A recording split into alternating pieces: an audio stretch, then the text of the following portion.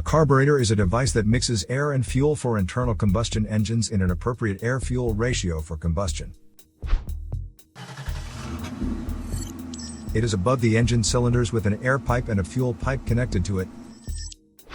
If your carburetor is using too much fuel in the fuel-air mixture, black exhaust smoke is emitted.